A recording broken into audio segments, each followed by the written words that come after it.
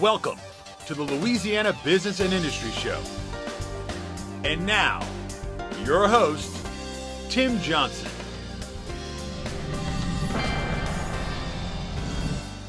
Through his distinguished career, which has positioned him as Louisiana's leading economist, Dr. Loren Scott has both informed and entertained. His annual Louisiana Economic Outlook is a must-read for business people in our state. Our economy is growing, but Louisiana is facing significant budget crisis. We'll discuss all this and more when Dr. Loren Scott joins us on the Louisiana Business and Industry Show.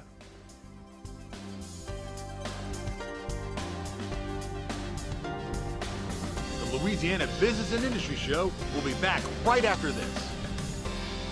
Founded in 1984, BIC Alliance and its subsidiaries connect business and industry buyers and suppliers with one another for the betterment of all. BIC helps companies grow in three ways: aggressive sales and marketing campaigns in BIC Magazine, finding the right people through BIC Recruiting, and by merger and acquisition and related services through IVS Investment Banking. Contact BIC Alliance today. The funny thing about Louisiana is that people don't often ask you why you moved home.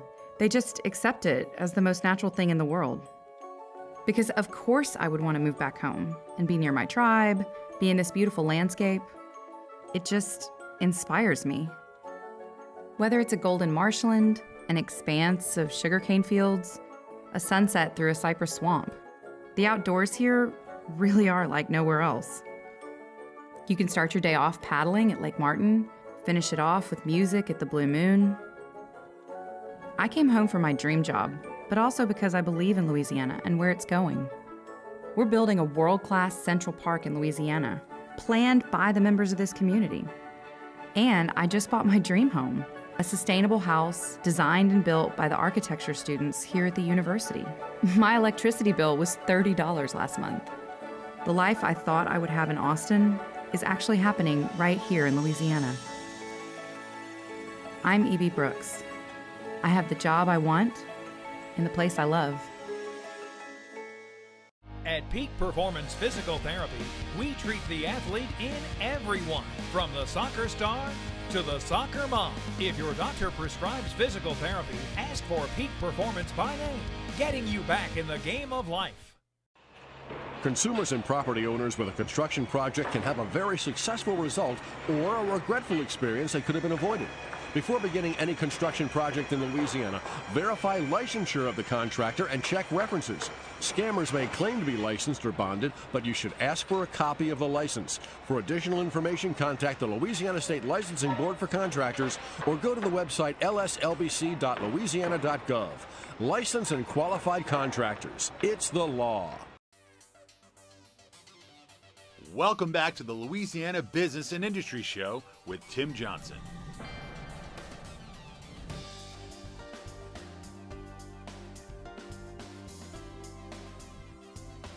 Welcome back to the Louisiana Business and Industry Show. Always fun to welcome this gentleman to the show, both radio and television. Noted Louisiana economist Dr. Loren Scott joins us. Loren, welcome. Tim, glad to be here. Glad you are.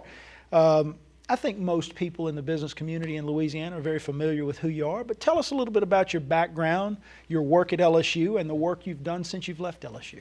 Well, I came to LSU in 1969, and shortly after that married a Cajun. There you go. Married a Boudreaux, and have been here ever since. I worked my way through the ranks at LSU from assistant professor up to the Freeport-McMoran chair, and left there in '98. Still do the Louisiana Economic Outlook for them, but I have a firm I set up in the '80s, Loren Scott Associates, and we do a lot of public speaking around the country on the economy, and especially the oil and gas industry, and do a lot of economic impact studies for many of the firms in the state of Louisiana and also for the state itself. I know how busy you are, and I know how in demand you are as a public speaker. Very entertaining and obviously very informative. I've asked you this question on radio before, Loren. What's the most misunderstood element of economics for our global economy, our state economy? What's misunderstood about economics? Well, that's a pretty interesting question. probably, I think, a lack of appreciation for the impact of incentives on people. I mean, what different policy actions have on people's incentives to, in some cases, their incentives to work. I think one of the things we've learned over the last 30 years is that, you know, when people are absolutely sure they're going to get something for free, there has a tendency for them not to work at all and to give up and just, in some cases, just, you know, just be on the dole.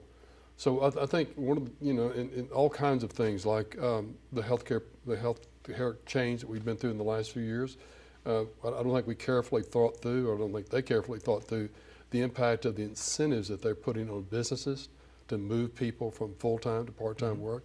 It's just this general lack of appreciation for the impact on incentives of different policies we pursue. Incentives and disincentives in a lot of ways. And that brings up an interesting question as well, and that is this whole idea of government policy and how it can have a significant impact on economics and particularly on economies and improvement. I want to ask you about the current state of the U.S. economy because we're seeing some improvement in a lot of sectors there. But let's talk a little bit about government regulation and its impact on the economy. Well, an economist would say, let's go to the Principles of Economics book. I mean, this is not hard stuff, this is easy stuff. And that is when you increase regulation, you basically, economists would say you shift the cost curves upward. And when you shift the cost curves upward, firms react by producing less and hiring fewer people. Now, some cases, regulation is absolutely necessary. Economists talk about negative externalities that have to be corrected. But in some cases, we get so eaten up with the regulation. And I think that's one of the things that's going on. One of the reasons the national economy is not growing so well right now is we move from a situation, we kind of compare the recovery from this recession to the recession that occurred in the early 80s. In the early 80s, the emphasis was on deregulation. The emphasis was on lowering tax rates. We went into a very deep recession. We shot back out of it on the other side of a V. In this particular, coming out of this recession, the emphasis has been on raising taxes, constantly raising taxes. And then secondly, on regulating the skunk out of the business sector. Well, again, Principles of Economics tells us that shifts the cost curves upward, fewer people are employed, less output is produced, and as a result, this was the worst recovery of any recession we've ever been through since World War II. It took us 74 to 76 months to get through. That's twice as long as any other recession before that. So regulation is important. How you do it, whether you do a cost-benefit analysis on the regulation, can really impact the economy a lot. Certainly how much you do it. Now let's talk about the big picture U.S. economy. Obviously we'll spend most of the time on the show today talking about the Louisiana economy and a lot of things that are going on here, but big picture. There has been some recovery from the depths that we saw in 2008, 2009, 2010. Where are we nationally? Well, nationally, like I said, after 74, 76 months, we finally broke through the barrier and now have more people employed than we did when the recession started early 08.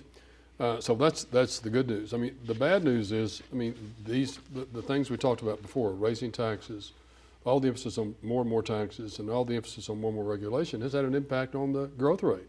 We are now experiencing growth rates that are very European to me. This is, plotting relatively slow growh. 3% and lower? Yeah, 3% or lower. We had a couple of quarters in which it was a little bit higher than that, but that has not been the norm by any stretch of the imagination. We've been very European. And people might be surprised to learn this, but there are only 3 countries in Europe. Luxembourg, which is about the size of East Baton Rouge Parish, a little bitty place. Switzerland, which is a very homogeneous country, and Norway, which has a lot of oil. Those are the only 3 countries in Europe that have a higher per capita income than Louisiana. So my question is, why in the world do we want to mimic countries in that situation? I think it's a really bad move, and we're reaping the consequences of that right now nationally. More regulation rather than less regulation, and as you mentioned, we've seen the impacts of it. In terms of the national economy, what are you forecasting there? What do you see? Are we going to continue this slow growth as long as regulation is what it is? What's your crystal ball tell you? Well, I mean, a group that I watch very carefully is Wells Fargo Economics Group.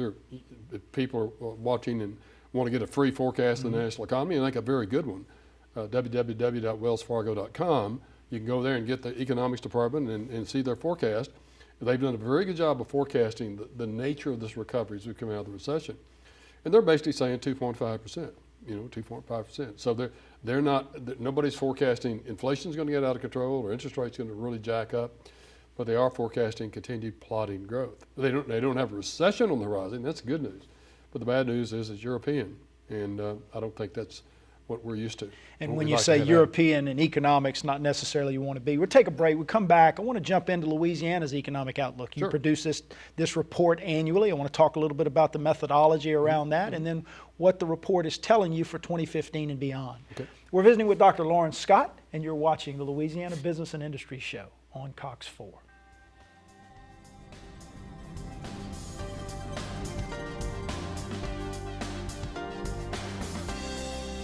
The Louisiana Business and Industry Show will be back right after this. BIC Media Solutions is a marketing and communication, media advisory, and event planning company within BIC Alliance. BIC Media Solutions offers custom book publishing, event planning, and keynote speaking to its clients in the business and industrial sector, and marketing partnerships to others in publishing. BIC Alliance is your business and industry connection. Contact BIC Alliance today. What if I said that the American dream is alive and well, and that it exists for anyone willing to build it? That the power of a nation does not reside in its monuments, but in the hearts and minds of those who built them, and that the country's greatest heroes also wear hard hats. In today's America, it's not enough to dream about the future. You have to build it. Build your future at byf.org. Consumers and property owners with a construction project can have a very successful result or a regretful experience that could have been avoided. Before beginning any construction project in Louisiana, verify licensure of the contractor and check references. Scammers may claim to be licensed or bonded, but you should ask for a copy of the license. For additional information, contact the Louisiana State Licensing Board for Contractors or go to the website lslbc.louisiana.gov. Licensed and qualified contractors. It's the law. Welcome back to the Louisiana Business and Industry Show with Tim Johnson.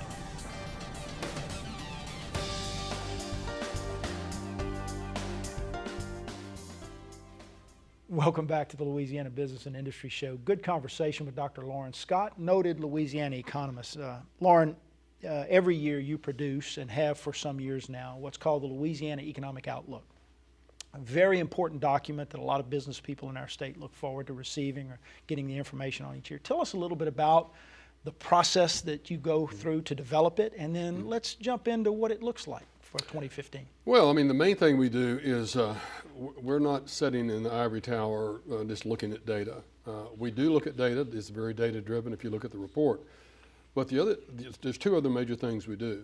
Number one is I make about 150, 200 phone calls around the state in the middle of the summer. And I'm talking to people at Chambers of Commerce, the Department of Economic Development here, people like Boise Bollinger, people at Edison Schwest, all the major industries in the state. And we're talking, what's going on at your place? Are you adding people, subtracting people, major capital investments, what's going on? So we're trying to kind of keep a finger on what's going on out there that way. And then the other thing is we kind of keep up with all the major announcements that are taking place in the state as well, which has really been a really big deal recently because of the huge number of announcements that are going on. So we take all that information and put it together, and we do our very best to forecast what we think is going to happen in the future. I hope people don't look at the recent one and look at my oil price forecast. That would be really embarrassing. Well, we're going to talk about oil prices and that impact on the economy a little bit later, but let's talk about the outlook for 2015 and beyond for Louisiana specifically. What does your report say? Well, in general, it's looking really good. Now, it's especially good if you look on I-10 and below I-10.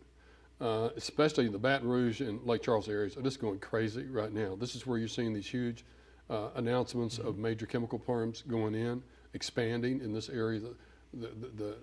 We're seeing growth rates in Lake Charles that we've just never seen before, and I've been doing this for 3.5 decades. And so you see very good growth there, very good growth in the Baton Rouge area. In Houma and Lafayette, you still see good growth. The Gulf of Mexico is still doing okay despite these low oil prices, and there's a reason for that.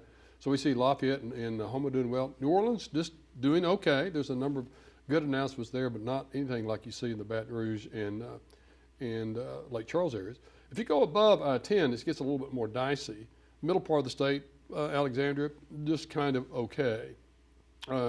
Shreveport and Monroe, just kind of okay. They're both taking some hits, and they got some good things going on. But you're not seeing the performance in the middle of the upper part of the state. You see in the bottom part of the state. It's interesting. Now, Monroe did just recently announce the new 400-job IBM center that will be built up there. You know, we joked about it, but 400-job announcement in Monroe is like a 1,500-job announcement anywhere else in the state. Major impact. You know, what's interesting to me is we see growth in our economy. We see a lot of places that are doing well. Others, as you mentioned, maybe not doing so well in Louisiana, or not as well as some of these really, really hot areas. But we continue to be plagued by these budget deficits in our state. We're talking about, you know, hundreds of millions of dollars in the budget, the current budget. We're looking at a $1.6 billion hole in the next fiscal year's budget. Now, I recognize clearly, and we've had this discussion on this show often, that a lot of these announcements, these projects haven't come online yet. They haven't started generating the tax revenue. But what's the answer to this? In your professional opinion, Loren, you've been watching this in this state a long time. How do we fix these annual budget crisis issues that we seem to find ourselves in? That's a tough question. One of the things that's been mysterious, I think, to everybody that watches this area, I talked with my co-author Jim Richardson, Greg Albrecht, who's down at the Legislative Fiscal Office, who's really into this. One of the things we're having the most trouble with is figuring out why sales tax collections are behaving so poorly. You look at what's going on in Baton Rouge, look at what's going on in New Orleans, Lake Charles, sales tax collections going up at the local level, but for some reason they're just moribund at the state level. And I think, number one, I don't think you're going to see this governor allowing a tax increase to go through while he's governor. He's got, 11 months or so to go. I don't think he's going to break that pledge during that time period. I think you'll see a lot of people looking at the exemptions. If you're in the film industry, if you're in the solar panel industry, I think they're marshaling their forces right now because they know these are two industries where the tax credits that are offered are not matched by money coming in the state. It's a net drain on the state budget. So you can see some real battles going over that. You're going to see them looking, I think, at the horizontal tax exemption. Our firm has actually done some work on that, and I think this is one of those cases where if you take that away, you're actually going to see a net decline in the state budget. We have to have that in order to compete with all these other shale plays that exist in the rest of the United States. The shale has really changed everything from an energy standpoint, but one of the things it's done is if you have a state that has shale play and you don't have a horizontal tax exemption, then you're toast. They're flat not going to come to your area. So you're going to see them looking very heavily at that. And I think thirdly, I think we made a mistake early on by reversing some parts of the Stelly plan. I think changing the income tax thing back to pre-Stelly levels was now, with the benefit of perfect hindsight, a real big mistake because the income tax is a growth tax. And we have not been able to enjoy that lately. Well, those of us in the business community, we've got about a minute left in this segment. I don't think any of us are necessarily in favor of increased taxes on business. I think we've got to take a look at the overall tax structure in our state, and maybe a complete revision of our code would make sense. But, you know, we know that new revenue is not always the answer, but when we start talking about cutting higher education 30%, 40%, a significant impact. 30 seconds. What's your idea around these cuts, these potential cuts to higher education? Yeah, I think for the very first time in his governorship, the governor is really faced with this dilemma, and that is now the cuts are horrendous. These are not small cuts; these are horrendous cuts. President King Alexander said he was looking at maybe cutting 1,500 courses in the fall. I mean, you really can't do that. Yeah. I mean, you just flat can't do that. So I think for the very first time, the governor's going to be faced with this very serious dilemma. He may not be able to raise enough money from doing away with exemptions to solve this problem. It's a significant issue that we'll watch for. We're going to take a break. We'll come back and talk about oil prices in Louisiana. We're visiting with Dr. Loren Scott, and you're watching the Louisiana Business and Industry Show on Cox 4.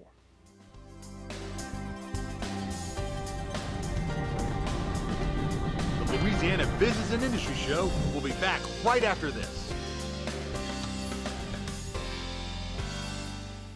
Hi, I'm Joe Martin, president of ITI Technical College. Do you want a better life? Get your associate's degree in occupational studies in information technology from ITI. In 2 years, you'll be on your way to a better life. You will get hands-on specialized training in computers, hardware and software, networking, and more. ITI offers flexible class schedules, and financial aid is available to those who qualify. So don't wait. Call ITI now or go online. It's that simple. ITI for a better life. The funny thing about Louisiana is that people don't often ask you why you moved home. They just accept it as the most natural thing in the world. Because of course I would want to move back home and be near my tribe, be in this beautiful landscape. It just inspires me. Whether it's a golden marshland, an expanse of sugarcane fields, a sunset through a cypress swamp, the outdoors here really are like nowhere else. You can start your day off paddling at Lake Martin, finish it off with music at the Blue Moon. I came home for my dream job, but also because I believe in Louisiana and where it's going. We're building a world-class Central Park in Louisiana, planned by the members of this community. And I just bought my dream home, a sustainable house designed and built by the architecture students here at the university. My electricity bill was $30 last month. The life I thought I would have in Austin is actually happening right here in Louisiana. I'm E.B. Brooks. I have the job I want in the place I love.